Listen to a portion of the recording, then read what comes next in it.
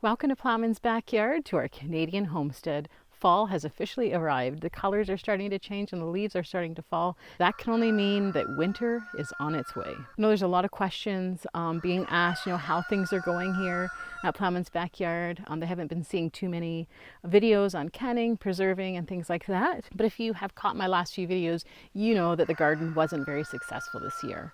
And with all that's been going on, if you've been following our channel, you knew that I had some health issues over the winter and that have kind of, fallen into spring.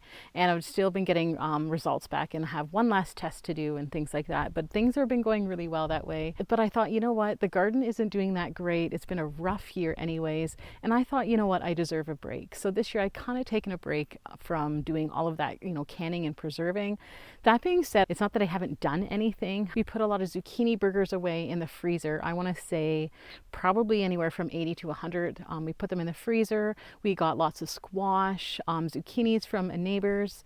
Actually, Hidden Blessings Homestead, I got a lot of zucchinis from her. I ended up going to the Amish market and got some squash to put away into the freezer as well for our soups for the winter. And there's a few other things we've been doing too. We did a lot of berry picking this year, basically out in the wild. So just collecting the berries that we have been finding. Plus our fruits have done really well this year. So we have been set for that. And even a local strawberry farmer just down the road from us, they didn't have a good strawberry season. So we didn't get any strawberries put away, but we do have a lot of stuff still from last year. Mostly every year we do so much canning. We do like lots of pickled things. We do, fruits like pears and peaches, things like that. We do so much in applesauce and a lot of dehydrating. And this year I thought, it was a rough year, a rough go for a majority of the year. And then with the garden not being so successful, I'm like, maybe it's just God's way of telling me to slow down. So I took this year off from doing a lot. I still have done a few things, but I haven't pushed myself. I haven't been out buying bushels and bushels of things and just working so hard. I've just been kind of taking it easy. I have my own business, so I've been pretty busy with that this year, picking up some extra jobs this year, which has been really good. So I've been keeping busy. There's always things to do around the homestead. We've been hatching out eggs. We've got lots of new chicks this year. Been focusing on that. We got some things done around the house and still kind of working on the garden. And, we've been picking, we've been having beans, some chard. There has been lots of cucumbers actually. And, there's a few things. There's onions and celery and stuff. So it's not all a flop. I just kind of taken a break from all that. And, it's a good thing to do it once in a while, especially when we worked so hard the year before. It's like last year we put away so much stuff that we do have overflow from last year. So you got to learn to take a break once in a while. And I think, sometimes nature has a way of doing that. I really took advantage of that. I'm like, you know what, why am I going to push myself this year to go out and spend the extra money? I'm kind of happy I did.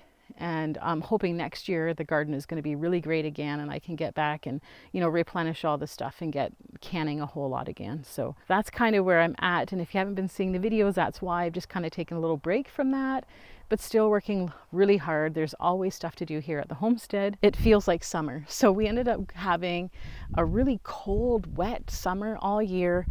And then in September, we have probably had the biggest heat waves I think yet. I think the other day it was felt like 32 degrees Celsius.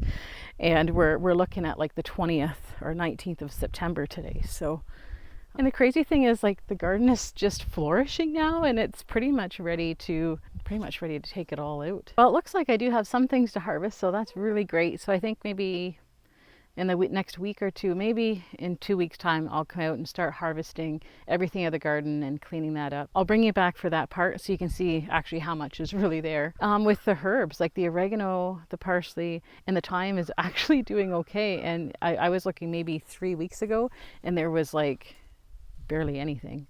Even in the last video, there wasn't much. So, we've had excellent weather, which is probably the hottest we've gotten all year. We had one, I think, heat wave in August, but it was very short-lived. So I think we're getting our summer now. Unfortunately, the harvest moon is going on this week. And pretty much after this week, we're looking into cooler temperatures around 15 and 12. And then again, cool nights. Anyways, I'm kind of happy just taking a break from just doing the typical kind of preserving and canning, because it's so much work. And I do love it. You know, it's something that I enjoy doing, but it is nice to get a break. But there's nothing wrong with taking a year off, especially if you've worked so hard in previous years and you know your garden was doing really well. And that's why we work hard when we have plentiful, is because we put a lot away. So in a season like this year, when we don't have much to put away, we can rely on last year's. So fingers crossed, we're hoping and praying that next season we can put a lot away again for the next couple years. So thankful for that. But anyways, just a quick update on how things are going. I'll show you the chick in just a little bit and how the poor little chick's doing. Like I said, we lost one. Lesson learned, I should have known, but we've had hens and like broody hens and chicks in the past with no issue.